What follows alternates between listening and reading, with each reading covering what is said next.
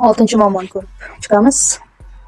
Ungacha siz like bosing va qolganlarga ham yuborib qo'ying. Zeroki barchamiz uchun maktabdagi ta'lim bugungi farzandlarimiz va kelajagimiz uchun juda muhim. 6-muammo bu ta'lim va tarbiya uyg'un emas. Xo'p, muammo ba'zan maktablarda asosiy e'tibor faqat fanlarni o'qitishga qaratiladi. Natijada halollik, mas'uliyat, hurmat, hamkorlik va vatanparvarlik kabi fazilatlarni rivojlantirish yetarli darajada tizimli yo'lga qo'yilmaydi. Finlandiya tajribasi farovonlik va qadriyatlar ta'limi. Ular nima qiladi? Har bir o'quvchining ruhiy va ijtimoiy rivojlanishiga e'tibor beradi. Hurmat va tenglik, hamkorlik dars jarayonining bir qismi hisoblanadi. Xavfsiz va ishonchli maktab muhiti yaratiladi. Bizga yechim har haftada hayotiy qadriyatlar bo'yicha suhbatlar tashkil qilish, darslarda hamkorlik va hurmat madaniyatini rivojlantirish, psixologik xavfsiz muhit yaratish. Yaponiya tajribasi. Yaponiya kundalik hayotining bir qismi. Yaponiyada tarbiya kundalik hayotning bir qismi. Ular nima qiladi? O'quvchilar sinf xonalarini o'zlari tozalaydi. YouTubedan izlasangiz albatta bu videolarni topasiz va ko'rib chiqishingizni tavsiya qilaman hammangizga. Jamoaga xizmat qilish va tartibni saqlash odatga aylantiriladi. Intizom, odob va mas'uliyat amalda o'rgatiladi. Bizga yechim o'quvchilarda maktab mulkiga ehtiyotkorlikni shakllantirish.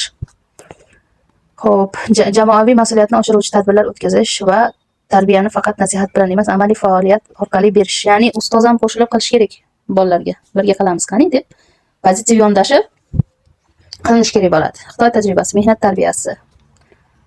Ular nima qiladi? Mehnatsevarlik va intizom katta ahamiyat beradi. O'quvchilar ijtimoiy va jamoaviy faoliyatlarda ishtirok etadi. Maqsad qo'yish va unga erishish odati shakllantiriladi. Bizga yechim, demak, maktabda ko'ngilli va ijtimoiy loyihalarni ko'paytirish. Volontyorlik jamoasini shakllantirish kerak bo'ladi, ya'ni ko'ngillilar. Qani kim savob ish qilishni xohlaydi deb mana bunaqa holatlar bor. Bularda qachon kim qatnashmoqchi bo'lsa, mana bu soatga bu yerga kelish kerak degan bir rejali ish qilish kerak bo'ladi. O'quvchilarga kichik mas'uliyatli vazifalar berish.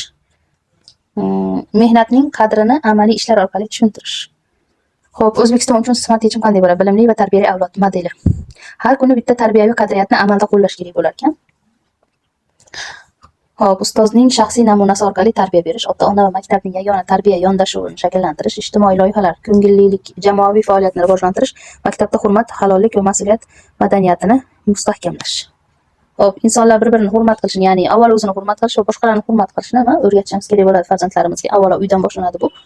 Va keyin u maktabda ko'rinadi uni tarbiyasi. Uydagi holat qush endi ko'rganini qiladi degandek, ota-onasida yoki kattalarda nimani ko'rsa shuni qiladi bola borib maktabda. Undan ortig'ini qilarmidi? Xo'p, xulosa, Finlandiya bu ishonch va insoniy qadriyatlarni, Yaponiya intizom va amaliy tarbiyani, Xitoy esa mehnatsevarlik va maqsad sari intilishni o'rgatadi. Bizning maqsadimiz esa bilimli, tarbiyali va mas'uliyatli avlodni tarbiyalashdir. Ta'lim bilim beradi. Tarbiya esa o'sha bilimni to'g'ri yo'lda ishlatishni o'rgatadi. Savol: sizningcha maktabda qaysi biri muhimroq, ta'limmi yoki tarbiyami, yoki ular bir-biridan ajralmas tushunchami? Iltimos kommentariylarda o'z fikrlaringizni qoldiring. Hammaga rahmat.